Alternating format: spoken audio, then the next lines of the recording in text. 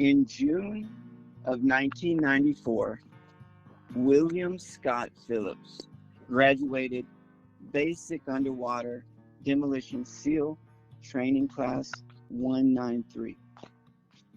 Scott Phillips is a former Navy SEAL, a third-degree Gracie Jiu Jitsu black belt, a father, a children's pastor, and a self-described outlaw biker.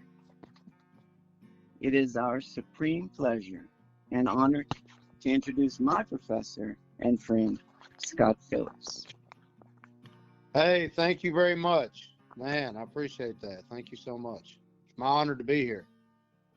Well, we appreciate you coming on here, Professor, and I'll jump right in with these questions.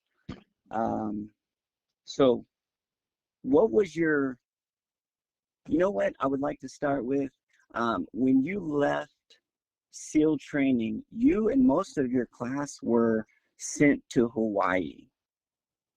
Right. Is that right? Yes, sir. That's correct. And when you got there, did you look Helson up, or how did you come across the fact that there was Gracie Jiu Jitsu within 5 minutes of where you were at? So you know what? I didn't look him up. It's a funny situation because I had heard about the Gracie Challenge back when I was in high school. So I graduated high school in 1988, and 88 is when Helson moved to Hawaii and started teaching jiu-jitsu. And so I had read an ad in the back of Black Belt magazine. You know, back in the day, man, you had to get Black Belt magazine. And so I'd grown up fighting, and I'd boxed a little bit, and by this time, I'd done karate and all that stuff. And I saw this ad for the Gracie Challenge in the back of Black Belt, and it was, I think, $50,000, and you could go to, I believe Hickson was the one who was the guy that, would get fight. And I remember seeing that ad and going, where are these guys at, man? I'll go fight them. I was 18. I'm like, I'll go fight these guys. And I was telling the story just the other night when Helson was at the academy for a seminar, and fortunately for the Gracies, right, they were in California and I was in Wiley, but, or the whole story may be different, but no, man, seriously, fortunately for me, they were in California. And so, but that was really about the end of it, and again, this was before the internet, before the UFC, when information was not as easily, as readily available. And so fast forward, I went to college, played ball, decided I wanted to be a SEAL, went through SEAL training, and checked into my team. I wanted to go to the East Coast, but God sent me to the far West Coast, Hawaii. And I get out there and had been there for just a little bit, and a Friday afternoon came around. We were finished working. We were at the team, and I saw a friend of mine named Justin Calley, and he was walking across the the compound or whatever, and I was like, hey man, you got anything going on? It was Friday, going to be Friday night. I'm like, hey, you got anything going on? And he said, yeah, I'm going to jiu-jitsu tonight. And I was like, jiu-jitsu? I said, there's jiu-jitsu on the island? And he goes, yeah, man. He's like, Helson Gracie's here.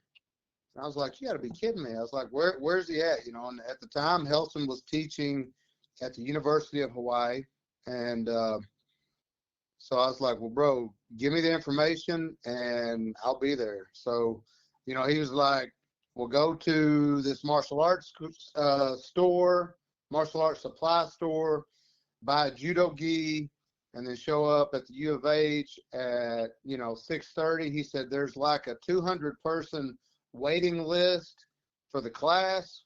He said, but when you get there, when you get to the front desk, tell the receptionist, it's his girlfriend, Helson's girlfriend at the time. He said, tell her that you're in the SEAL teams And, you know, he may bump you to the head of the line because he really likes training people who are really going to use jiu-jitsu for, you know, life or death situations. So I was like, right on, man. And so I went, I got off work, went to that martial arts supply store, got a gi, and showed up at the class. And I'll never forget, I was walking up the steps. Helton was teaching in their gymnastics room. Like, they didn't even have a wrestling room, you know. They had a gymnastics room. And so I was walking up the steps, and Justin's there. He's like, Scott, what are you doing here? I was like, bro, I told you like 4 hours ago I was going to come train. He said, yeah, man, but guys say that all the time, and they never show up. And I was like, well, I'm here, bro. And so that's how I found out that Helton was on the island, from my great friend, which, by the way, Justin, you know, he was the other main guy at the team that trained, and man, he was a stud. He was a tough guy. Wow. So your introduction, your first class was with Helton. Right. Yeah. My first. Yeah. Yeah. Absolutely. So what was that like? How did that experience go for you? So, man, it seemed, you know, I go up, I talk to the receptionist, Kelly, and tell her the deal. She's like, oh, yeah, come in. You know, classes were $8 a class at the time. You paid $8 for $8 cash. And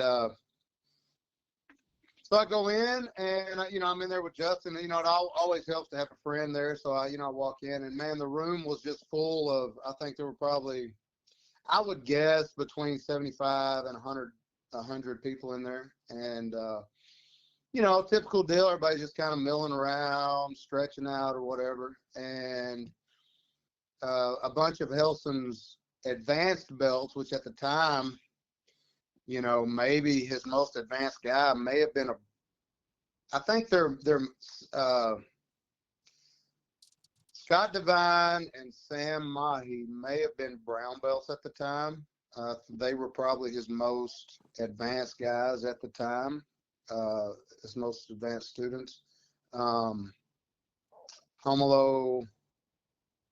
may have been a black belt. I don't even think he was a black belt at the time. But anyway, and then there were a few purple belts. The Onzuka brothers, Michael and Chris Onzuka. Man, there was one other Brazilian guy named Paulo. I don't remember his last name. But anyway, and so when class started, you know, we did all the old school warm-ups, shrimping up and down, forward rolls, backward rolls. Man, we may have done cartwheels and, you know, all that kind of stuff. And then those advanced belts came out, and we worked on, you know, they started teaching a takedown. So Helton wasn't even there yet. Helton wasn't in the class yet. So these guys, so we start working on hip toss, I believe, was the very first. I guess that was the very first jiu-jitsu technique I ever learned, was just an old school hip toss.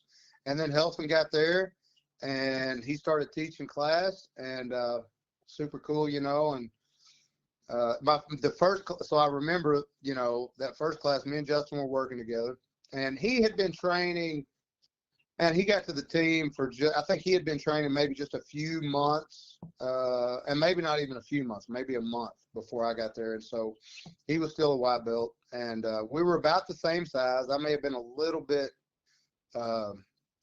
heavier than him.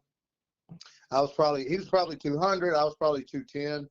And, you know, we worked on the cross collar choke, probably that class. Back then, it was old school, man. Like, it was a straight up fight school. I mean, you showed up, warmed up, you worked on 3 techniques, and then you fought. You rolled, man, for the next 45 minutes to an hour, you know. And so there was no, you know, break-in period for new guys. I mean, it was pretty brutal, and which was cool for us because we were fighters, you know.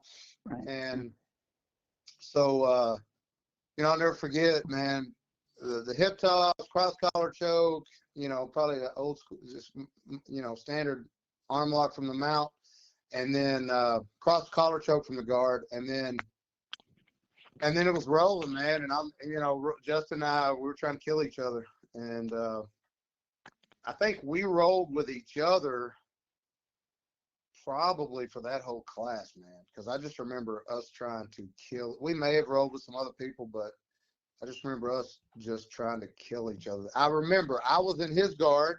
He's got both hands in my collar trying to cross collar choke me, and I remember I've got both of my hands in his collar, and I'm trying to cross collar choke him, you know, from inside his guard, and just killing each other, you know. So that was it. First So class. classic white belt kind of Mm-hmm. right? Mm-hmm. So both you guys were already tough guys at the time, right? You and your friend Justin. Was he far enough ahead that his technique was already effective on you, or were you so close that you didn't get a good sense of the technique?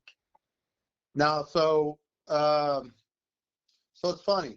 He was not far enough ahead of me that I felt the superpower that jiu-jitsu is immediately. But I didn't feel that just from him, you know, whipping me or being able to smash me. He you know, like I said, man, he had just started, and I was a really good athlete and strong and you know, athletic, and I could wrestle already. And so we were really pretty much we're starting at ground zero together. But I say this all the time. I recognize the efficacy of the techniques immediately. And it was a couple classes or at least one class after that when I really saw just what a superpower it is. And that came, so backing up, I immediately, as soon as I learned those techniques, I'm like, oh, this is magic, man. Like, this is awesome. But then it may have been even the very next class that we kind of started off the same you know, structure. And then when it came time to roll, I do remember after that class, like during that week at the team. So we trained, I think, Monday and Friday night. And so we trained Monday, and then that week, during the week, we trained some at the team. Just in shorts and t-shirts. So like we immediately went into no-gi training, and I remember he and I talking and going, hey, you know what? This next class, let's fight with some of these regular dudes who aren't like super fit, super strong. You know, let's fight with some of them and see how that goes, instead of just trying to kill each other. You know, and so then I think it was that next class. We start off rolling together. We just fight, try to kill each other. Neither one of us could tap each other. And then when we switched, I watched him roll with a guy that was okay. Let me back up. So Justin is this dude from Yonkers, New York. He's probably, you know, 5'11", 600 pounds, 5'11", 6 foot, 200 pounds, solid muscle, superhuman Navy SEAL conditioning. His dad was an old-time strongman who used to bend railroad spikes into horseshoe shape and give them to him. His dad was friends with the old-time strongman Paul Anderson, who was one of the strongest humans that's ever lived. And so this is kind of the stock that Justin comes from. So he had never lost a fight, just this brutal guy, right? And so he and I, you know, we're struggling with each other, just pure jiu-jitsu, and neither one of us could submit each other. So then I see him go and roll with this guy who is probably, you know, 5'7", 150 or 60 pounds. And in a 4 or 5 minute roll, right after I and Justin struggled with each other, this guy dismantles Justin. He dismantles my friend. He's given up 50 pounds to my friend, and this guy dismantles him. Well, that guy had probably 4 years of jiu-jitsu at the time. You know, he was just a college kid who had you know, maybe not 4 years, maybe just 2 years. I don't know. But he was a blue belt already, and he dismantles Justin. And I see that, and I'm like, man, you got to be kidding me. Like, that little dude just dismantled Justin? And then that roll is over. And then I see Justin. Oh no, I see that guy go with this other dude who just walked in, who's like a 6'5" football player, and that little guy dismantled him. You know what I mean? And that's when I saw, I was like, hey, this is a superpower, man. So that's kind of how that went down. So this is a very common story, right, amongst big guys, strong guys, guys that were already tough going into jiu-jitsu. Roger, this is kind of similar to your introduction. It sounds very familiar. I got dismantled by a blue belt, and that's kind of when I figured out that jiu-jitsu was magic. Yeah. And the blue belt just so happened to be that night, just so happened to be me. So yeah, much smaller,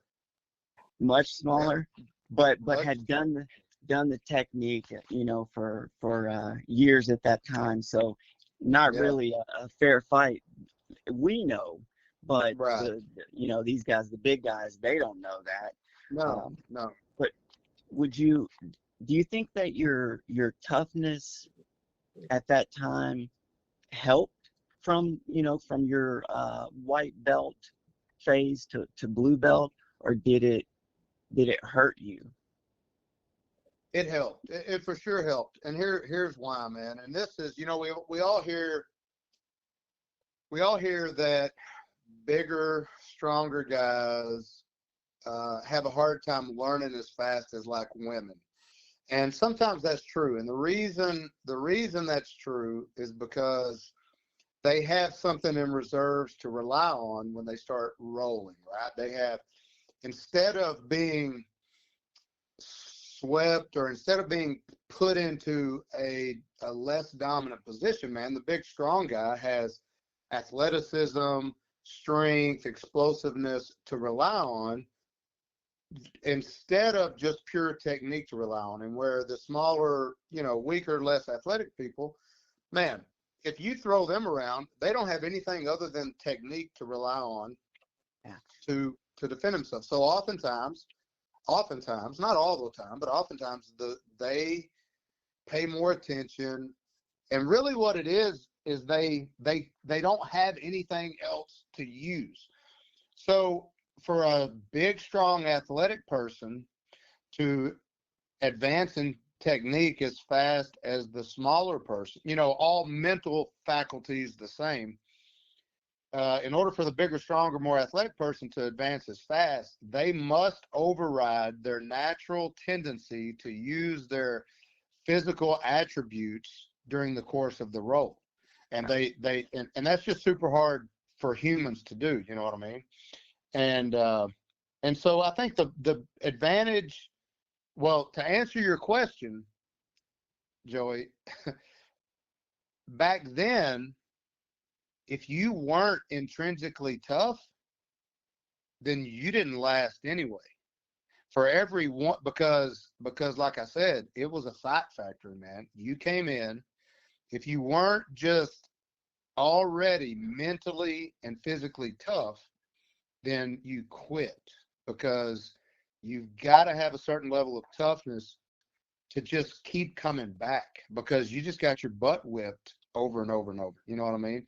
And so probably back then, man, even more so than today, like back then, I'll bet, and I man, there's no way to know this, but I'll bet, I'll bet you that for every, I'll bet you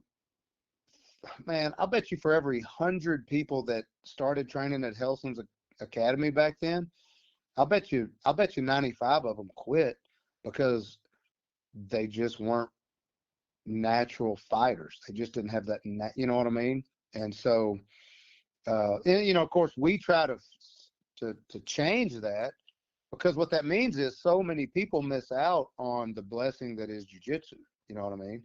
And so, just to answer your question on one level, yeah, man, my toughness helped because it kept me in the game.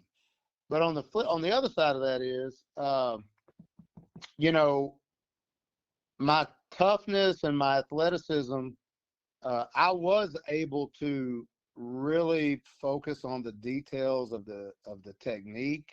And man, hey, strength is never a weakness. It's never a weakness.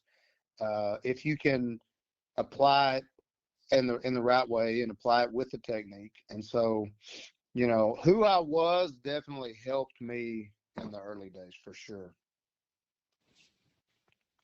Right. So, I came in, let's see, 2000, it was 2000 whenever I started jiu-jitsu. So I came in kind of towards the end of that period where it was still kind of, jiu-jitsu class was kind of there was a little bit of technique, and then we kind of just fought the rest of the class. Yeah. So I experienced that briefly, and then folks started to kind of get onto the bandwagon of, if we don't try to take care of each other, then none of us are going to survive this whole thing.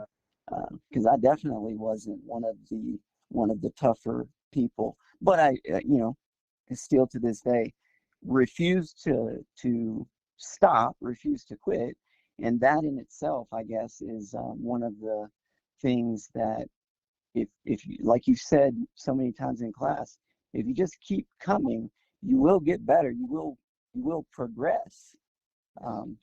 So, did you find at that time? Did you find any one particular aspect of jiu-jitsu to be more frustrating for you than any other? Yeah, I mean, for me, yeah, and it's probably the thing that's, well, I could learn the technique really, really fast and replicate it really well. Okay, that's one thing God blessed me with. I could watch, man, I could pretty much watch Helson demonstrate a technique and could go out and replicate it, almost, obviously not exactly like him, but I could do the technique. Like, I didn't forget what steps and all this or that. So I hear often like that's a frustration point with a lot of people, is just, man, it's so complicated or whatever. But man, the thing that was the most frustrating to me was just being put in positions sometimes where, it didn't matter how strong you were or how athletic you were or how tough you were, bro, this little guy's technique overrode all that. I mean, when I started training, I'd been playing ball.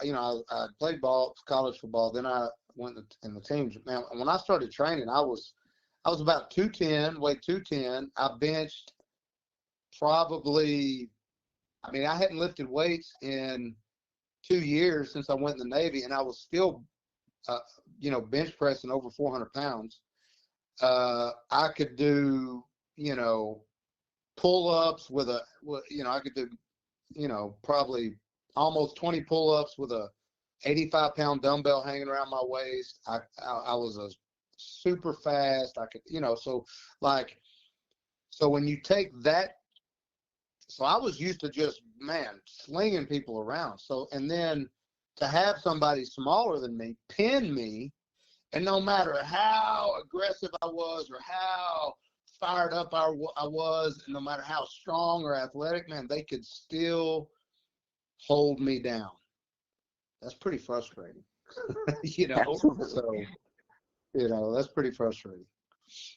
So for the longest time, you had some of the greatest warriors on the planet trying their best to make you quit, right, at Buds, and Right. then they were unsuccessful, and then Right. you make it into jiu-jitsu, and some of the smaller, weaker guys are capable of doing this. Right. 100%.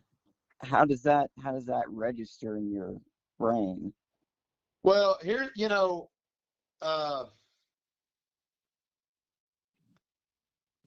it's okay. It was very humbling, which is another one of the beautiful aspects of jiu-jitsu. So I tell guys all the time, like, Jiu-Jitsu changes people's lives like no other activity. And here's how, right? And at the academy, I talk to parents about this all the time. And, you know, it's not a pitch, but my explanation of why Jiu-Jitsu is so awesome for everybody is that it does a few things. Number one, it builds merited supreme self-confidence better than any other thing on earth, better than SEAL training, better than Delta training, better than, you know, playing pro football, better than anything else. And here's why.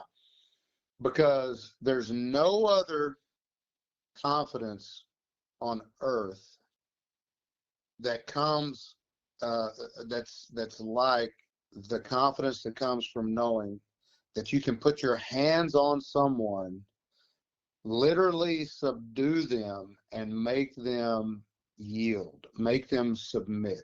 You know what I mean? And that's different than knocking somebody out with a punch. That's different than a big hit in football. That's different than being the smartest guy in the room. Being the smartest guy in the room doesn't matter when somebody tries to take your lunch money. Being, you know what I mean? You know, being a pro football player doesn't matter when somebody bigger than you decides to take your lunch money. Being a great guitar player, being a rock star, being a movie star doesn't matter when you're out there on the street and somebody bigger and stronger than you tries to take your lunch money. You know, and so you could be supremely confident because of your ability, because of your mental ability or your athletic ability or your academic ability, whatever. That's not merited supreme self-confidence, because when put in the ultimate struggle, which is a hand-to-hand life or death situation, now all of a sudden you're not so confident. But if you have jiu-jitsu, man, like you look at that same situation, like, all right, let's go, let's get it on, you know, because, and it's not bravado or arrogance. It's just confidence, supreme confidence that's merited. It's legit. That's born from over and over and over and over and over, proving on the mat that you can do it. And then the flip side to that is also true. There's no type of humility like having someone else put their hands on you and submit you. You know, you can lose a football game. So I'll say this: the whole time I played football, I was never personally humbled. Okay, the whole time I played football, I never had a practice, I never had a game where another human just whipped me the whole game. Nobody ever whipped me the whole practice. Nobody ever just whipped me the whole game.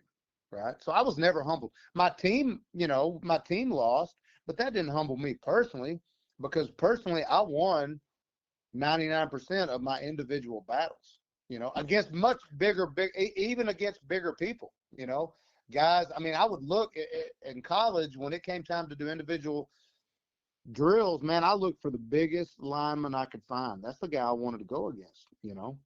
And I wasn't big for a college linebacker, but I wanted to go against the biggest lineman we had. And I typically won. So I was never humbled in football. Now, I wasn't an arrogant punk either, because, you know, I had a mom and dad that taught me humility. And but the bottom line is, man, with jiu-jitsu, I was humbled. And everyone who does jiu-jitsu gets humbled. Even if I say it now, even if you're the best guy in the room, and you still get a dose of humility, because sometimes you're not able to submit people as fast as you think, or sometimes you struggle. Sometimes you don't submit people. Maybe you win the role, but you don't really submit them, you know. Right. So it's still humbling. And, you know, thinking about that, it's hard to even put that into context for somebody that hasn't experienced it, because you can't fake that experience. There's no way to fake your way into that. Exactly what you said. It's merited. You have to gain that power through experience, and the only way to get the power is to also get the humbling. And man, you hit it right on the head. That is so exactly right. So your time with Helson, how long were you there before you actually had a chance to roll around on the mat with Helson specifically? So, so when I was out there, my training was sporadic at the academy, because I was an active duty SEAL, so we were deployed, did trips and back and forth, whatever. And so, I'd probably train for 6 months straight, solid. Then I'd be deployed for, at the longest, 3 months back then, and then I'd be back. And so it was probably, bro, I couldn't tell you how long. I know it was after he moved from the university and opened his first, personal academy. And then once we moved over to that academy, and it's funny because I've got an old journal that I used to write the classes down and stuff. And so think about this. This is pretty awesome. And this should be encouraging to in jiu-jitsu instructors out there who, sometimes, man, you show up, maybe it's a daytime class and you've only got 3 or 4 people in the class and you're like, man, is this even worth it to be here? Bro, I've got journal entries where it's me and 2 other guys, me and 2 guys from my team, and Helson in a class. Helson Gracie. And it's just a normal class through the week, and it's Helson and the 3 of us. And so that makes me feel better if I, back when I had small classes, it would show up, but that was it. Once we got over there, and it was one of those classes where it just turned out to be a small class, and I got to roll with him, and yeah, I mean, it was pretty humbling, man. And I'll say this, I thought, man, I fought all the other guys tooth or nail, you know what I mean? Like, I remember the first time that Brazilian Paulo, I almost submitted him as a white belt. He was a purple belt, and I had, like I said, I was strong and athletic, so I was in his guard, man, and I just slapped on a push choke from inside his guard and stacked and just was hammering down, and he was gurgling, his eyes were rolling in the back of his head, and just out of respect, I let off of it, right? And it's funny because then after that roll, every time, I mean, like, he would come and pull me when it came time to roll. He would come and get me and pull me to the back of the class, and he wanted to roll with me. You know what I mean? Like, it was his mission to submit me, and he was never able to. But so I fought all those other guys, man. Like, I fought them, I fought them hard. Of course, everybody fought life or death. But that time when I rolled with the first time I rolled with Helson, I respected him enough to not be an idiot and just go berserk on him and all that kind of stuff. Not that it would have made any difference, but I was respectful when I rolled with him the very first time, and all the times after that.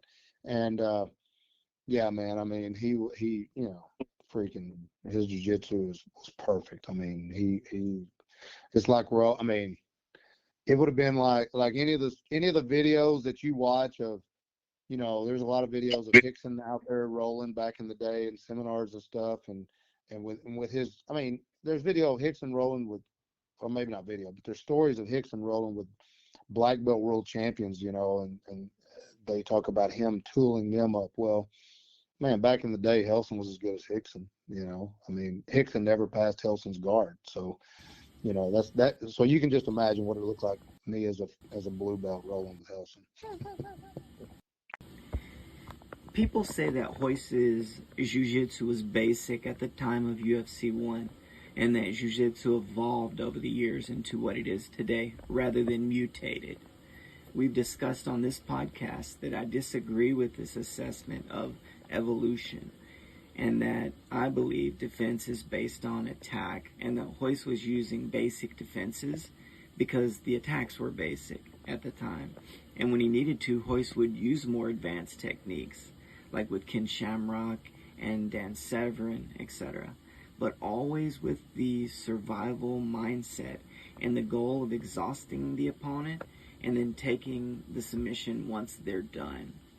My belief is that Royce used Helio Gracie's mindset and strategy, and although these were basic defensive techniques, this is sometimes confused as Royce having basic jiu-jitsu. What are your thoughts on this? I think it's a combination of things. So here's the deal, right? So if somebody is familiar with jiu-jitsu, okay, and guys that train out there, pretty much most people are now familiar with the Gracie Combatives program, right? So the Gracie, and if you're not familiar, what the Gracie Combatives program is it's the Gracie Academy out in Torrance, right, which is Helson's older brother, Horian. Helson's nephews out there, Horian sons, Huron and Henner, they kind of put basically the first 40 lessons of jiu-jitsu together into a curriculum and called it the Gracie Combatives program, right? And really what that is, those are the fundamentals of jiu-jitsu. I mean, it's the mount, the guard, arm locks from the guard and mount, basic takedowns, headlock escapes, punch block, punch blocks from standing, from in the guard, from side control, standing arm locks. I mean, there's a bunch of stuff. It's really mount controls, sweeps from the guard. It's really it is the fundamentals of jiu-jitsu. Okay.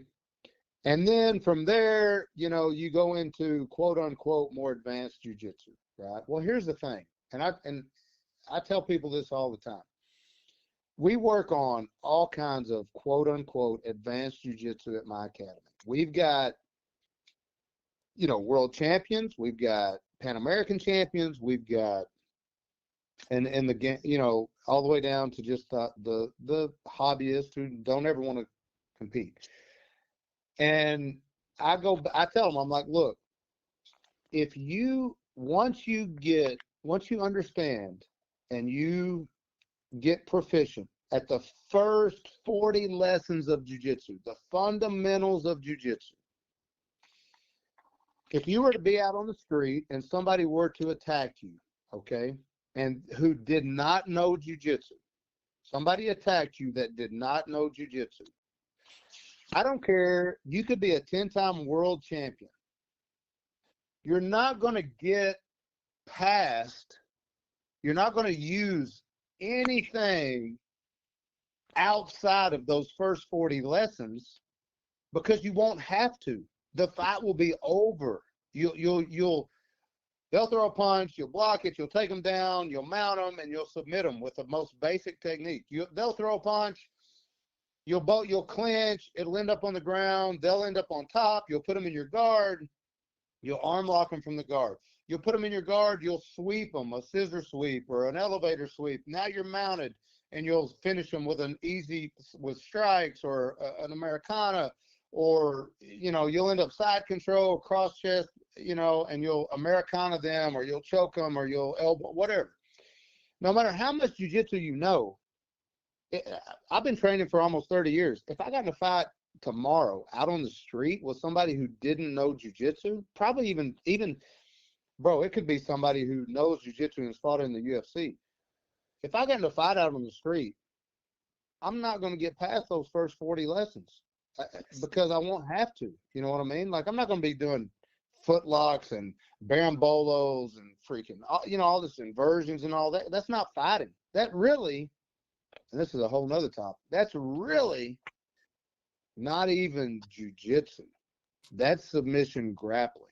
Jiu-jitsu is a martial art. Martial means warlike. It means it's fighting. The jiu-jitsu that I grew up with was fighting. And so all that to say this, when Royce started winning, when he started fighting in the UFC, he wasn't the best jiu-jitsu guy on the planet. He wasn't the best jiu-jitsu fighter on the planet. He didn't have to be.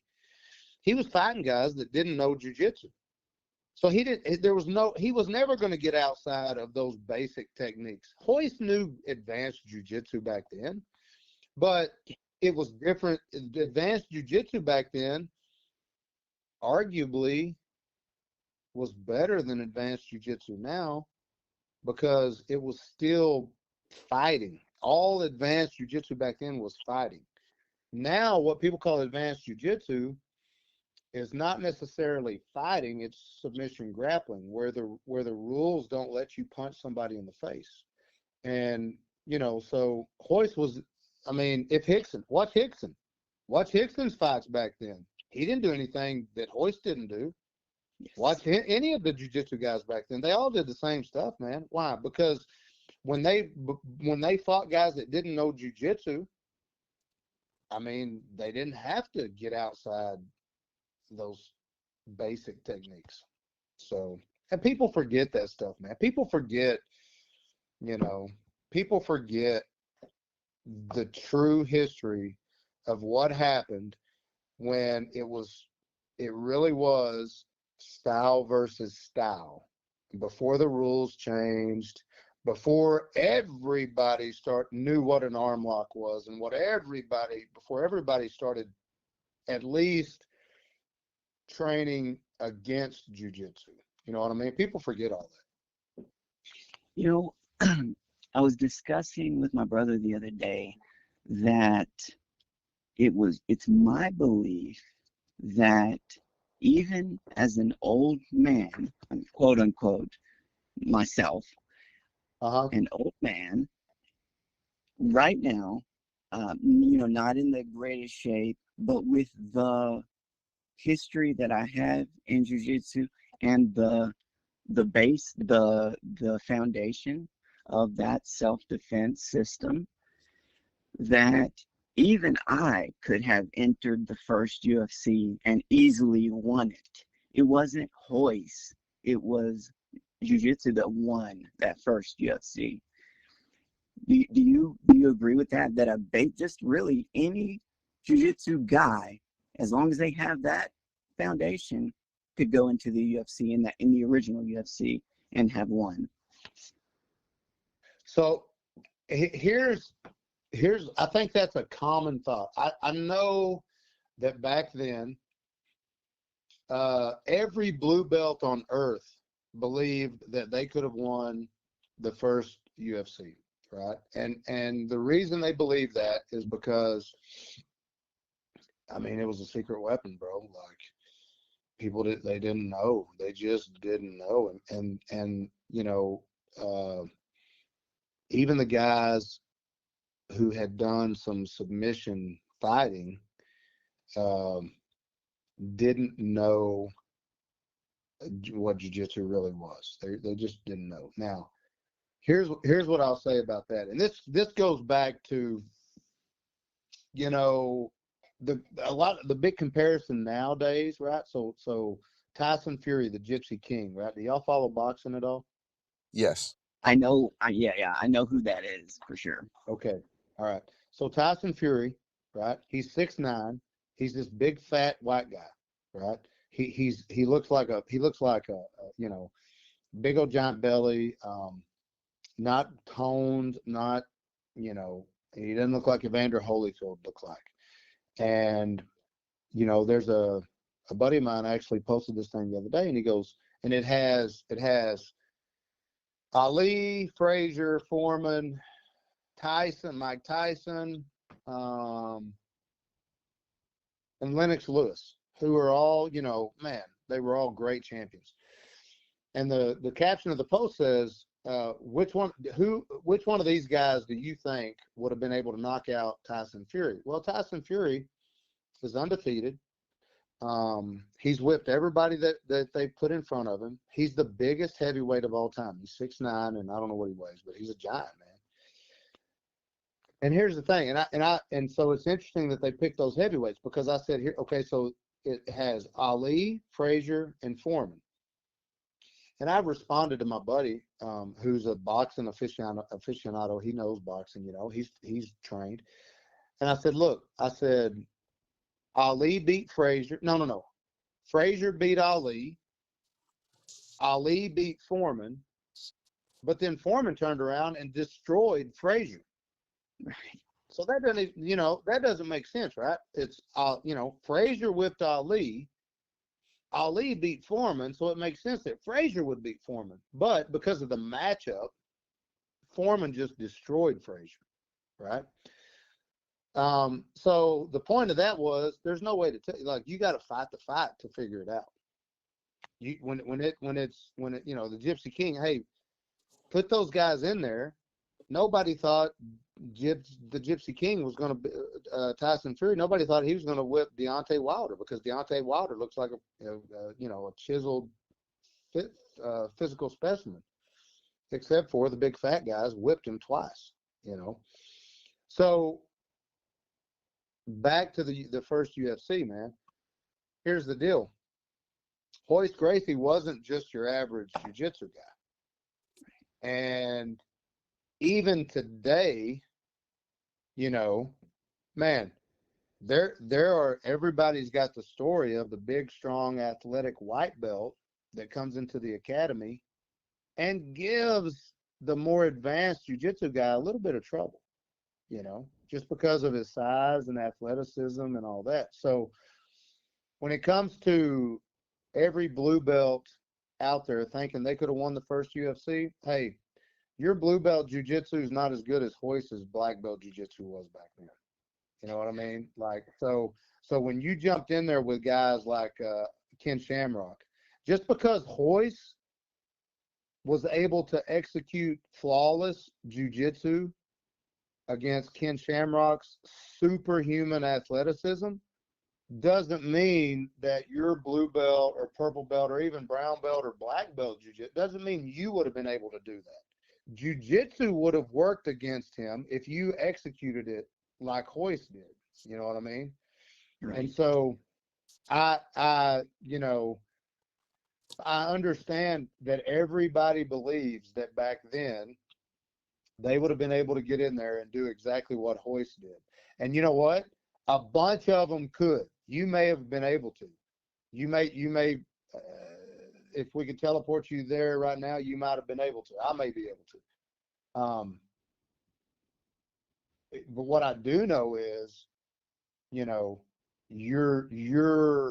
jiu-jitsu, if the jiu-jitsu, if it was executed the way Royce executed his jiu-jitsu, yes, absolutely, that guy would win. But then you throw the human factor in, and you're like, who knows? Yeah, depends on the matchup. But to your point, Joey, here's the thing.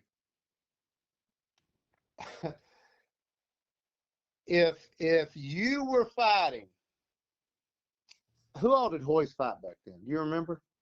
He fought, his first fight was Art Jimerson. Then he fought Ken Shamrock. Then he fought Gerard Gordo. I believe those were the. Yeah. Oh, and did I say Ken Shamrock? Who? Ken Shamrock was in there. It was 4. Yeah. You said Shamrock. Yeah. You said Shamrock. Okay. All right. So, who did he fight in the finals? Was it Shamrock or no? It wasn't Shamrock. Was it Gordo in the finals? Yes, sir. It was Gordo, because Gordo bit him in the rear mouth. Yeah. Okay. So here's the thing. Of those 3 guys, which, by the way, this is the other thing people don't think about today, bro. He fought 3 grown-ass men in one night. You know what I mean? Like, and I don't care. Those are dudes. Another thing to think about is sometimes how you struggle, how white belts do just crazy things, man, that are just stupid, and you get banged up sometimes. But here's the thing. So Art Jimerson was a top 10 ranked cruiserweight professional boxer back then. And this is important for viewers to hear, right? Like, if back then, if you said, okay, we're going to take, a top 10 cruiserweight boxer and put him against this skinny Brazilian jiu-jitsu guy, everybody would have bet on the boxer. Bro, if we could teleport you, Joey, back then, you would have smashed Art Jimerson. I would bet on you 100 out of 100 times against Art Jimerson. Same thing. It would have been the same result. Gordo, I would 100% bet on you versus Gordo. You and Ken Shamrock back then, that goes back into that deal. That depends on the matchup. Your jiu-jitsu, if you executed it the way I know you can, then you would have beat Ken Shamrock. If you didn't, but you would have to execute it correctly. If you made mistakes, then Shamrock's superhuman athleticism. People don't realize what he was a 500-pound bench presser. He was a superhuman physical specimen. You know, he was the king of pancrase. He wasn't just an average guy. He had dominated the Japanese submission fighting leagues already. You know what I mean? And so if you made a mistake with him, if Hoist would have made a mistake, he could have beat, you know, but I mean, Hoist is jiu-jitsu. You know, that's the thing. It's the personal application of it. You know what I mean? So that's where the matchup between you and Shamrock matters. And I'll say this. It's absolutely possible that you today versus Ken Shamrock back then, it's absolutely possible because of your jiu-jitsu that you could beat him 100%.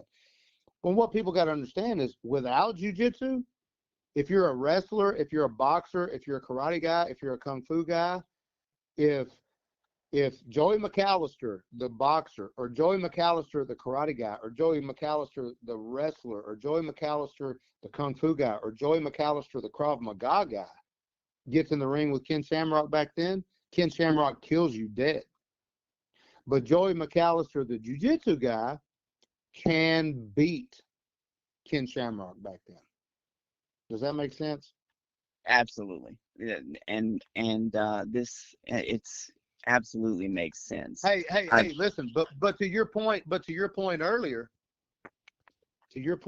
bro, people who have never experienced jiu-jitsu, they cannot understand that.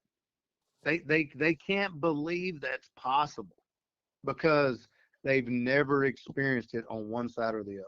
So you got to give them you got to cut them some slack because they just don't know, man. They just don't know.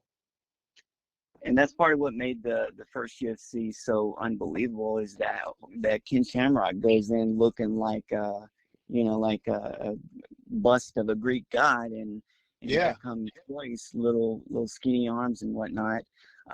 yeah, But I believe that I certainly would take that way more serious. Of course, take them all serious, but that would be taken way more serious because of Ken Shamrock's experience on the mat. And yeah, you would definitely have to use that survival mindset and exhaust him yeah. before doing anything like that. So did Yeah. just a question, just to jump around a little bit because we don't want to hold you up too much longer. I got plenty of time, bro. Did you ever have to use jiu-jitsu physically, like in a physical sense, as an active duty SEAL? So here's okay, so yes, quite often against my friends. I never had to in a life or death situation as a SEAL. Okay. Later on, I used it. I've used it on the streets. I've used it against real bad guys, but none of those were nearly as hard as the friendly scraps that we would get into. Because here's the thing, and this is another beautiful thing about jiu-jitsu is you could settle differences without really hurting each other. You know what I mean? But as far as the SEAL teams go, back then, man, and back then, not nearly as many guys in the military trained as they do now. Okay, so,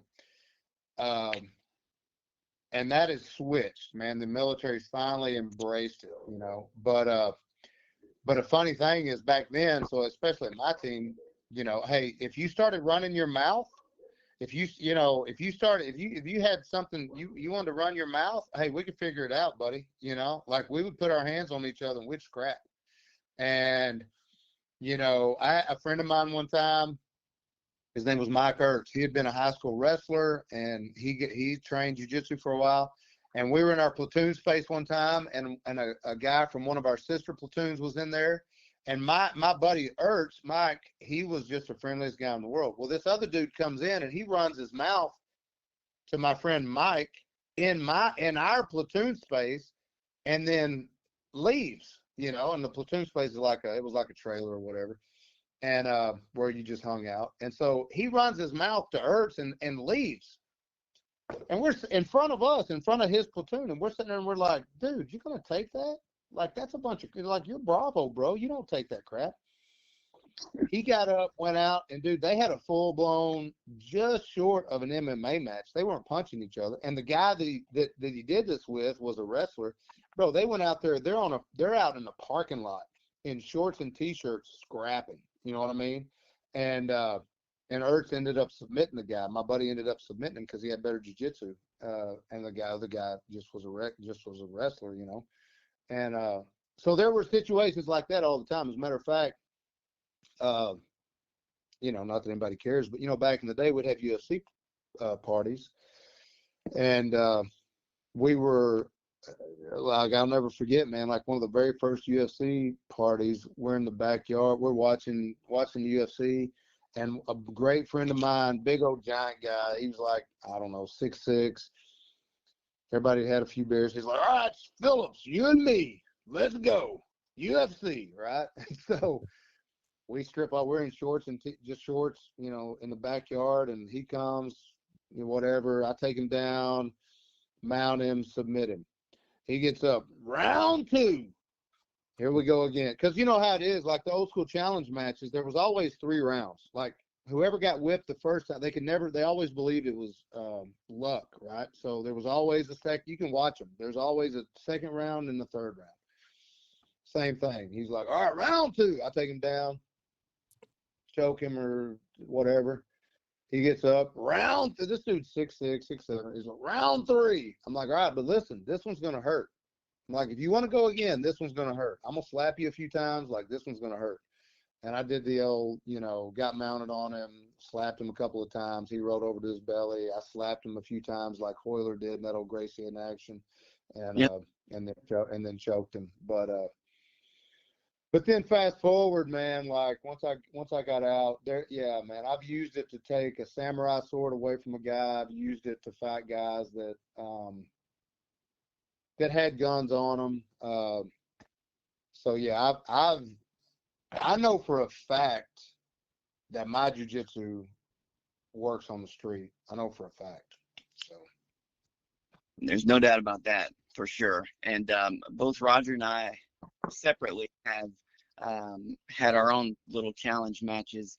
And not to get into the whole thing, but mine specifically was a whole thing. And I knew about that, of course, that nobody really the first time, and you got to do it a few times. And I had no interest in rolling 3 times, so I really did my best to try to, you know, get the point. And that was not proud of that one, but it was technical but violent. And Jiu-Jitsu prevailed, but as did it with Roger. I bet. Yeah. Speaking of big, strong guys, you had told me before about your time training with Barrett Yoshida. What was Man, Barrett was a cool guy. You know, he was probably a blue belt already when I started training. And man, you know, I think he was enrolled. He was a student at University of Hawaii whenever I started training. And man, he was, you know, obviously, so Barrett Yoshida, for the listeners, man, like, he just went into the ADCC Hall of Fame. He's a legend in jiu-jitsu, legend in MMA for the old school people. He's a small guy. He's probably 5'7", 150 pounds. Barrett, and matter of fact, we the first team that Helson took to Brazil to compete, I was on that with Barrett. And, you know, he was a great teammate. He was a great example of what you need to do if you want to be good at jiu-jitsu. And basically, Barrett practiced jiu-jitsu a lot. He was very focused. You know, I talk about him all the time at my academy. I talked about him today, as a matter of fact, because everybody wants to know, you know, what the secret to jiu-jitsu, the magic, and its repetition, man. And Barrett, you know, as a blue belt, Barrett had not just a black belt level triangle choke, but as a blue belt, he had a world-class black belt level triangle choke. And the reason that he did is because, man, before every class I saw him in, he would grab people that were there early and he'd be like, hey, can I practice triangles with you?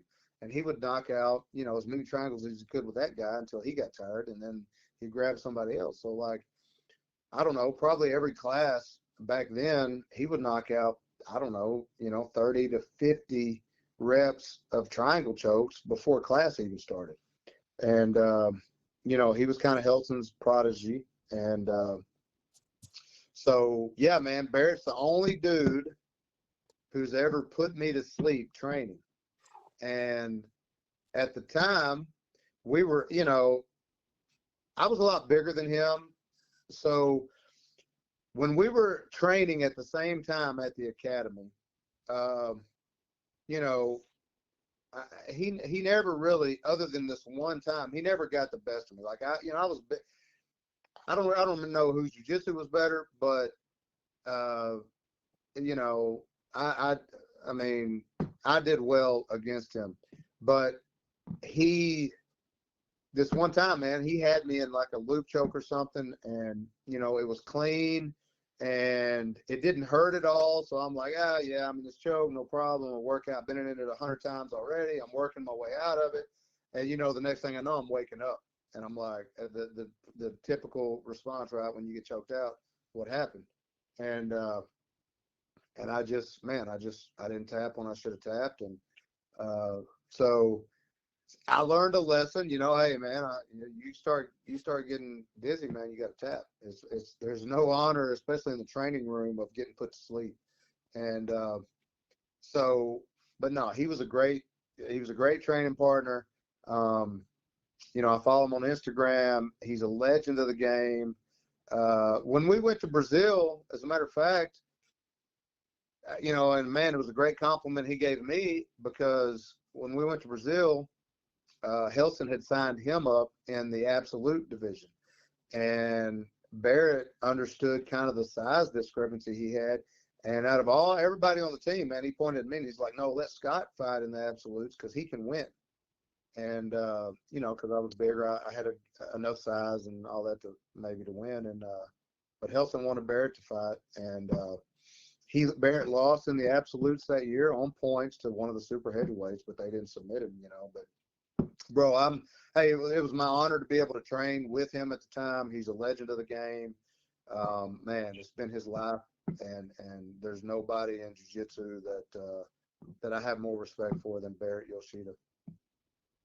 So, and hopefully people know that that of course I'm joking about bigger, you know, big strong guy. Oh yeah. Small. Yeah. No, he was a little guy, man. He was a little guy, and which is all the more impressive. Absolutely. You said he was a good representation for what maybe an advanced belt should be. What would you say are the obligations of advanced belts in Gracie Jiu-Jitsu or Brazilian Jiu-Jitsu as they move along? So I think advanced belts should, you know, here's the deal. That's what I tell. It's the culture we have at my academy. I tell people, hey, look, everybody here is just trying to help everybody else get better at jiu-jitsu. Okay. So the advanced belts, you know, I mean, it should be a mentorship situation where they help junior belts get better at jiu-jitsu. Part of helping junior belts get better at jiu-jitsu sometimes is smashing them. smashing them gently. You know what I mean? Like sometimes you know, and that's, I mean, that's part of the advanced belts getting better as well, right? I don't mean, you know, being, you know, uncool or mean or any of that kind of stuff, but the advanced belts job is to help the, you know, number one, the advanced belts got to get better themselves. I expect my advanced belts to continue getting better, right? Better, better, better. And so when you can work with somebody who's less skilled than you, man, that's the time you need to really work on as much jiu-jitsu as you can. And sometimes that means you got to smash people. You smash them gently. It's part of the process, man. I needed to be smashed. Everybody needs to be smashed some, you know, otherwise you don't have respect for the art. And so their responsibility is to get better themselves. Their responsibility is to help the junior belts get better. And their responsibility is to sometimes smash the junior belts, you know, and then represent. You know, I'm still of the old opinion, you know, man, my students should represent my academy and represent me, you know. And so it's not just a transactional, I get it, man. Students pay tuition and we're Americans. And, you know, I see so many guys on the web talking about, man, hey, I can do whatever I want. I'm paying the guy to teach me jiu-jitsu. And, man, so it's up to me to do what I want to do. And to that guy, I'm like, okay, well then go train somewhere else, man, because I'm pouring my heart and soul way beyond the tuition you're paying me. You know what I mean? So if you don't want to represent me, if you don't have enough respect for me and the art and my instructor, bro, go train somewhere else. You can go get jiu-jitsu somewhere else. You know what I mean? So I want people to represent Invincible Academy well, with high character and high morals and high standards and great jiu-jitsu, old school get down street jiu-jitsu, as well as modern competitive jiu-jitsu if they want to do that, and represent me well and represent Helson well and you know, the art well. Absolutely. And so, you know, I don't know if I do know that the listeners know this because I've talked about it previously. I am a student of yours. I'll always be a student of yours. And I also believe that it's, you know, your obligation to, if ever, it's not probably going to happen. It's rare, if ever. But you have an obligation to defend jiu-jitsu. You have an obligation to defend your academy, your instructor, to always be ready. So yeah, I totally agree. Totally that. But speaking of Scott Phillips, Invincible Academy, and being a student, when I and my family came there to your academy, you know, the first time we came was to one of the seminars from the Grandmaster. But afterwards, we started training there. At that time, what did you see in my application of jiu-jitsu that you wanted to sharpen, and what did you see, if anything, that you thought was technically sound at the time that you graciously took us in as students? So you were a purple belt, right? I was a two. Go ahead. Yes, I was a two-stripe purple belt when we came there. Right. So here's the thing. I could tell immediately. Matter of fact, me and Charlie, my, you know, Professor Charlie, we talked about it. So like immediately I could tell that you had great fundamental jiu-jitsu, right? Like I could tell that you had either trained somewhere where they really hammered the fundamentals, or you trained according to the Gracie Academy's combatives program, right? Because like I said, man, it's great fundamental jiu-jitsu. So I could tell that you had great fundamentals. I could also tell that you had, you know, part of your game, you had parts that were on the sports side as well that you had sharpened, And, you know, I could tell immediately that you were of the old school Gracie Jiu-Jitsu lineage, which in my opinion is the best lineage. And we could just see it in the way you moved and the language that you spoke. You know, I could see it whenever you would teach. And yeah, man, so I was super happy for you to become a full-time member, you know, and a full-time student. And same thing with Roger, man. You know, I know it was a difference in where he lived and all that. And, you know, but Roger, the same thing, man. Like I would have loved for you to have been a full-time student. And, but hey, man, proximity is a big deal. You know what I mean? Like I understand that. And so, but yeah, man, no, I was super impressed with both you guys. Thank you, Cool, Professor. cool. You So, bet, you bet. As far, hey, but real fast, as far as what did I see that needed sharpening, bro? The same things that I see in everybody. You know what I mean? Like when I watch everybody, it's like, okay, you do that great. Let's tighten up the pressure. You know, like the pressure is a big deal to me. Like, and that is it. You have to be intentional about improving your pressure in every position, and frankly that just takes more time, more intentional time. You know, your technique was great. It's just, okay, let's do that same technique, but let's figure out how we add the invisible factor that adds the you know, the concrete blanket pressure. So, and that's everybody, you know, that's an ongoing deal. you know what, and this is something that I've thought about so many times, is that you specifically, there's one unique quality, you know, but among others that stands out, is that there is an invisible quality where everything is made to be uncomfortable. It's almost like every muscle, as soon as we start, if we're rolling or something along these lines, just as soon as we start, that every muscle is made to you know, to flex almost. It's just an extremely exhausting experience.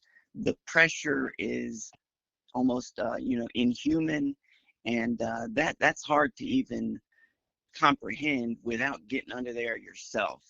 And how in the world would you even do you go about teaching that, or explaining that to a student, other than just putting them under there and letting them feel it? Yeah, both. You know, like today, I had a daytime class today, and we were working on, you know, Americans from the mount and pinning the hip and hook, you know, working hooks and all that stuff. And I'll explain it and I'll demonstrate it, and then I'll get on top of them, man, and I'll do it to them, you know, without just killing them, but just to help them understand. A lot of times, you know, arm locks from the guard, man. Like once you pass your leg over their head, you know, ham curling, just smashing their neck down with your leg, the leg that's over their neck, and that hamstring curl.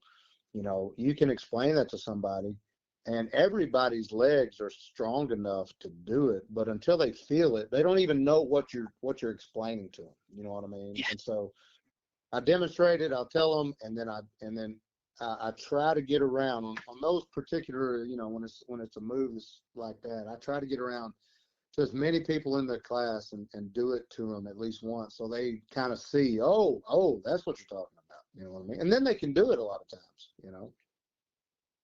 Absolutely. And I've been on the mat with plenty of unbelievable people, and they're amazing people. Hito Gracie, that's a person we both at least trained one class with. Yeah. He taught a seminar at the Invincible Academy, did he? Yeah. So what was Yeah, that sure like, did. training with Hito, Man, or getting to... yeah, bro. So that's a funny. I mean, he just called up out of the blue one time. He was a friend of mine. Shannon Mathers, one of my great friends, killer black belt, stud. We were actually in buds for a little while together. He's one of my great friends. And he was affiliated with the Gracie Academy. And so Hedron was coming to do a seminar at his place. And Hedron just called me out of the blue and was like, "Hey, bro, I'm going to be in town over to Shannon's place. Would you like me to come over to yours?" I'm like, "Heck yeah." And so actually both of our academies came together. Hedron did one seminar at Shannon's place and one at mine. And, bro, I'm glad you mentioned him, because here's the thing. Those guys, let me tell you something, bro. without getting too up on my high horse on this, but I'm just going to say this, bro. I've been a fighter my whole life. I've trained with some of the very best jiu-jitsu guys on earth. I've trained with some of the best guys on earth in Brazil. I've coached and trained guys who are world champions. We have a thriving competition team at my place. I've been, my profession involved, was to be a special operations killer. I study daily. I study jiu-jitsu daily, man. I study all the greats. I study Gracie, Gordon Ryan, John Danaher, as far as coaches go. I study, the dudes, Marcelo Garcia, Renzo Gracie. I've studied all these great guys. I've trained under one of the greatest jiu-jitsu guys ever. Okay. I've trained directly with Elio Gracie. I've trained,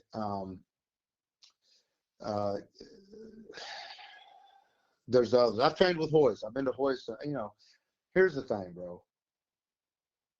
And I know, Hedron and Henner were innovators. They and all of the same people who gave them crap for beginning the online teaching revolution, the same people, to include some of their brothers, some of their uncles, the same guys are now finally getting on board with online instructional modes, right? And here's what I'm gonna say. If you cannot watch Hedron and Henner Gracie teach jiu-jitsu and identify the excellence in their technique and identify the excellence in their instructional ability and identify their passion for jiu-jitsu and identify their value to the jiu-jitsu world, I'm going to say it, you're a fool. In my opinion, if you cannot identify all those things, then, bro, you're just wrong. And those dudes, they've proven it, man. And listen, Hedron, if he wanted to go, and probably both of them, but Hedron is the one who's the more, he's kind of, so like between Hickson and Horion or Helson and Horion, Henner is more like Horion, like he's the marketer and the more of the teacher, and that's his game, the marketing and the innovation and all that. And Hedron is great at that stuff too, but Hedron is more of the fighter. And he's laid it out on the line, when he fought in that Metamoris with Andre Galvao the first time, he didn't have to do that, bro. Andre Galvao, one of the greatest competitors of all time, couldn't submit him. And I have nothing but respect for Andre Galvao, but all that to say, bro, those two dudes are great for jiu-jitsu, and they're studs. And when Hedron was at our seminar, I carry a probably $180 Jimerson blade that he gave me just for having him over there. You know what I mean? Like, the dude is as good as gold, and his jiu-jitsu is as good as, he has great jiu-jitsu. Great guy. Can't say enough about him. And I don't care who disagrees with it. I'm right. They're wrong. Yeah. I absolutely agree. I had the chance to train with Hidon, and he's fantastic. I couldn't say enough about Hidon. He's the nicest guy in the world. And at the time that I was able to train with him, his daughter was maybe 2 or 3, and I remember her running all over the mat, and it was just like the coolest vibe in the world. And yeah, I totally agree. That it's just awesome. Now I would be remiss if I didn't ask you about this, and I'll have 2 questions for you, and then we'll call it a night. I was unaware that you had trained previously with Elio Gracie himself. What happened there? When was this? So it was in Hawaii. He came out and he did a few seminars out there, and they, man, I may have been able to do 2 seminars when he came out. And it was great. Of course, again, that was back, like, I think one time I just showed up to class. I say seminars. They weren't seminars. He just taught class. I just showed up to class, and Elio Gracie's out there.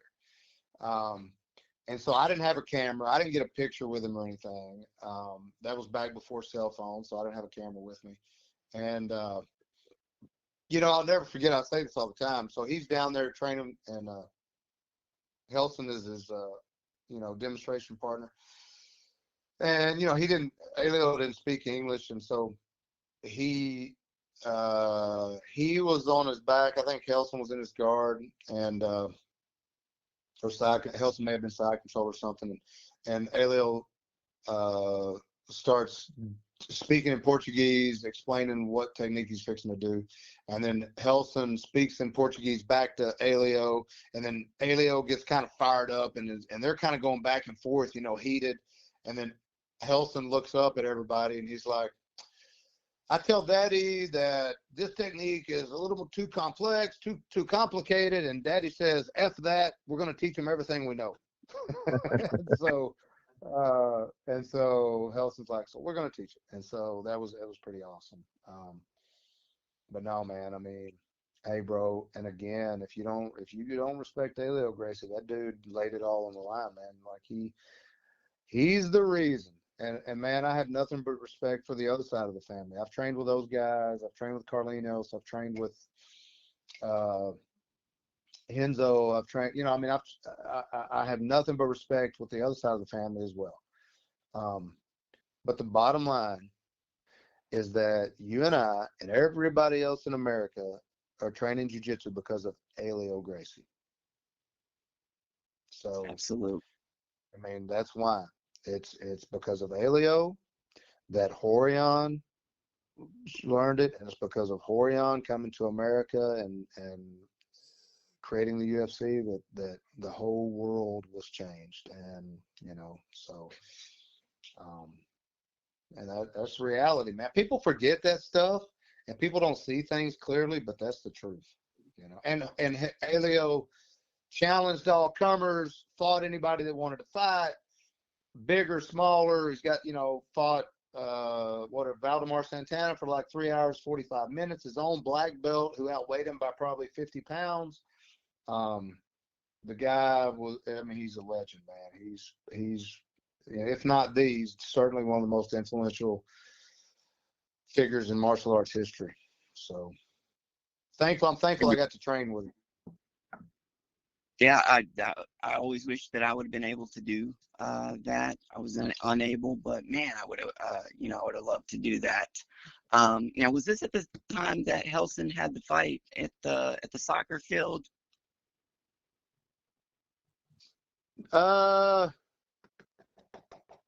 No, it was around that time frame. Yeah, it was around that time frame, bro. Helson's got 140 something street fights. Like, there's not the last time he was just here, but like 2 or 3 trips ago, like less than 5 years ago, he was in Vegas with Holland and got in a fight out there. And then 3 years ago, yeah, I think it was when you and Roger, I think when y'all both were at the last time y'all were at his seminar here. Wasn't he all scraped up then when y'all were here? Wasn't his shoulder still scraped up and his knee? Was that when y'all were here last? He was When y'all fighting did the Yeah. fighting a semi-private? bouncer or something. Yeah, yeah. It wasn't about, yeah, yeah. It was a dude at a bar in Hawaii, and it was a situation where Helson was just trying to get in and say hi to somebody in there he knew, and this dude, big guy, thought he was trying to flirt with his girlfriend or whatever, and so there's no telling I mean, it's crazy, And talk He doesn't about start picking, him, man, but go ahead. I was just Go gonna ahead. say, talk about picking the wrong person to Oh my start a fight. gosh. Oh my gosh. No kidding, man. No, it's Sheesh. crazy, But he's, So and that guy that started that or that picked that fight with him, what did he see? He sees Helson was 67 at the time. He sees this 140 pound, 67-year-old dude. You know what I mean? Like, he doesn't know who that is. okay, he probably does now though, and if he doesn't, he knows what the lesson is the same regardless. Yeah. Don't mess with help. And hey, he's, so like, speaking of that, this is funny, man. So like, and we haven't talked about it since, but I've talked about it. So, when y'all were doing that semi-private with him, and he sometimes, so Helson's 70 now, he weighs about 135 pounds, right? And sometimes, he's his own worst nightmare when it comes to seminars and stuff. And like Roger, so like in that semi-private, when y'all were doing, like he was going over his side control, just kind of lockdown side control position, and he's like, okay, now try to move, and he had already talked about the paper cutter choke, if you move your arm down, he gets a collar and comes across with a paper cutter choke. And bro, like, you probably have 100 pounds on him, and you're a young, were you a purple belt then, or were you a brown belt then? I was a purple belt. Yeah. So you're a young, what do you weigh, 230? I think at the time I was like 250. Okay. So you're a young, athletic, 250-pound, competitive, like a guy that competes and wins tournaments, purple belt. Helson's 70, or at the time, probably 67, 68, 135-pound, 68-year-old dude, okay? And, bro, you felt what that little, and I understand. Look, I know the realities of kind of how that little went down. And so if you're just listening, Helson's got Roger locked, he's like, okay, this is the lockdown. He's like, okay, now try to get out. And so, anytime you're like that, you want to give us some resistance. You don't want to go just crazy, but like, it escalates and escalates and escalates.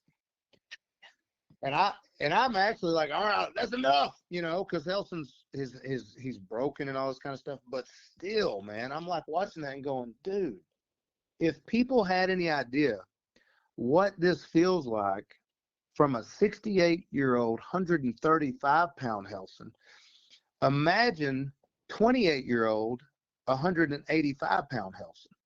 You know what I mean? Like, that's the dude, Joey, to your point earlier, that I was rolling with back then. He was probably 35 at the time, and but it's amazing, man. It's amazing, So It's anyway, sorry, go ahead, go ahead. Professor. No, that's it. That's all. What I was going to say is I appreciate Roger, being a good sport with that, and recognizing, hey, man, this is the guy that we got to keep healthy. Oh, definitely, I mean, definitely. It was fun to get to do a little bit though with them, and that being said, like, I know, like, if we weren't all friends, like, what the Grandmaster could do to me. Yeah. Oh, bro, I saw him. It's probably been 15 years ago now, so he was still in his 60s, and another good friend of mine who's a black belt now, kind of a similar situation. he's like, well, and he just ramped it up, and it got real, man, there for a minute. And you're just like, holy crap, man, this dude still is, to the point about the guy in the bar picking a fight with him. You're like, this dude's still not the guy that people want to grab you jack with, So Yeah, as of today, I wouldn't want to go up to hell. Started no trouble for me. So, Professor, if folks are looking for some authentic old school jiu-jitsu and they want to learn directly from Scott Phillips, what do they do? How do they go about doing that? Man, probably the easiest way to find me is get on Facebook and just look up Invincible Academy. The Facebook page says Invincible Academy, Leadership, Success, and Jiu-Jitsu, man. But, it's more than just Jiu-Jitsu. It's all about helping people conquer life. And so that's why the Facebook page is on there. And then, if you go to invincibleacademy.com, it's got the phone number and stuff on there, but Facebook is probably, sometimes our phone systems where we're at, they're redoing all the cable and internet stuff. So we've had some issues there, but, I'm sure there'll be a link or something with this podcast, but just Invincible. It's Invincible, not invisible. It's Invincible Academy, Scott Phillips Invincible Academy. And yeah, man. So come check us out. If you're anywhere near Wiley, Texas, then come hang out with us. We have a great culture. Everybody's just trying to get better. And we got a great kids program. The kids are killing it. We got the competition kids are killing it. And then the kids who it's just part of their life training, and which I think is the thing that is probably the most beneficial activity you can have your kids in. Even if they don't want to be pro jiu-jitsu guys, whatever they want to be the best at, jiu-jitsu will help them become the best at that. And, I've said, I think in the future, the best in every area, the best professional football players, the best figure skaters, the best astronauts, they're all going to be jiu-jitsu guys. And I've seen that. I've been saying that for 30 years. I said that about the SEAL teams. And now, back then people didn't believe it, but now you're seeing it come to fruition. The best actors, a lot of the best actors in Hollywood have discovered jiu-jitsu. And, so as far as I believe 100%, whether you're near me or not, obviously, this is going to reach people who are never going to come train with me. As a parent, I promise you, you should make going to school and going to jiu-jitsu just part of the deal, at least until your kids get out of your household. If you do that, here's what will happen. Even when you have to make your kids go to jiu-jitsu, when they graduate high school and they have a superpower, they will stand there and thank you for not letting them quit jiu-jitsu. I see it over and over and over with the students at the academy. Kids don't want to do things that are good for them. Adults oftentimes don't want to do things that are good for them. And so while you're the parent, your job is to make your children do the things that are good for them, even when they don't want to do it. And, you just, man, if you want to have a conversation about that, I will have a personal conversation with you about why I believe 100% that jiu-jitsu is the very best activity you can have your kids in. And understand, all my boys, I'm married. I've got 4 sons, and all of them were athletes and singers and actors and all this kind of stuff. And I would never tell them, hey, you have to quit football to do more jiu-jitsu. But I always said, look, you're going to do jiu-jitsu. Now, the parenting mistake I made was I didn't start the academy soon enough so that I could have them grow up on the mats like Helson did. You know what I mean? And but yeah. Hey, and then one other thing, we're talking about Alio. Here's some advice for the jiu-jitsu guys out there who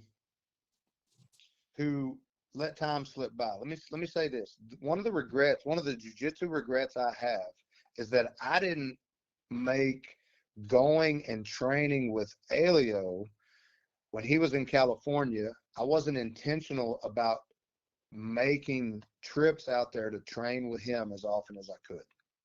Think about it. It would be like if you're a basketball guy and all you had to do was show up at Michael Jordan's gym and you could play basketball with Michael Jordan. Well, for years and years, man, you could do that with Elio Gracie. You could do that with Horian Gracie. You could do that, now if you're in England, you could do that with Hydra Gracie. You could do that, whatever. So I would just say, like I plan on going to Brazil next year and training, spending more time over there at Helson's camp. I'm kind of spoiled because, at least up until the last couple of years, I would have him at my academy 3 or 4 times a year. He'd come and spend stay at my house or Charlie's house. I've gotten a lot of personal time with him. But if you're out there and you're training under someone who's not one of the original guys, man, hey, make it a priority to go train with some of the legends in the game. You know what I mean? Because they won't be around forever. I say that about Helson. I mean, he's 70. Every time he's in town, it amazes me that people miss seminars. I'm like, bro, it's worth the money to just come spend more time with him, Definitely. So, anyway, for whatever that's worth, I wish I would have been more intentional about going and training with Elio when he was still around.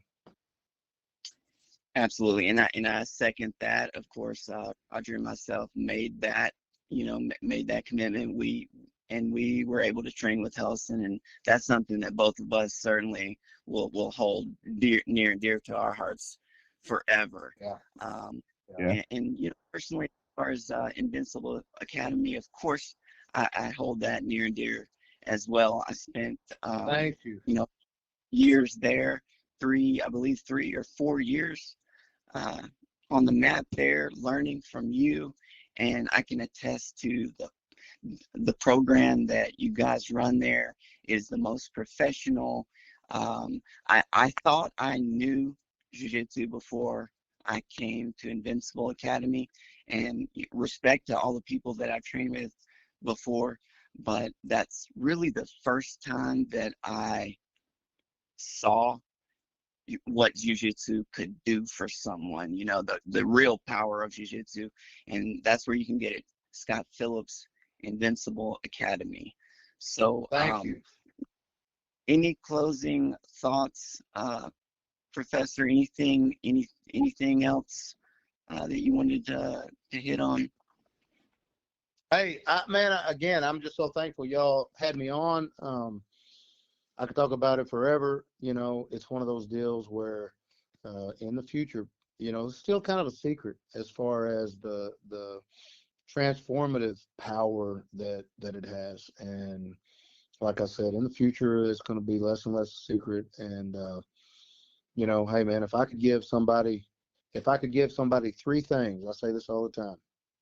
If I could give my kids 3 things, the first thing I would give them is, man, the best family that I could give them, and me and my wife, we tried to do that. The very best family we could give them. The second thing, I'm sorry, I'll take that back. The first thing I would give them is Jesus, right? That'd be the first thing I could give them. The second thing would be the very best family we could give them. Third thing, Jiu-Jitsu.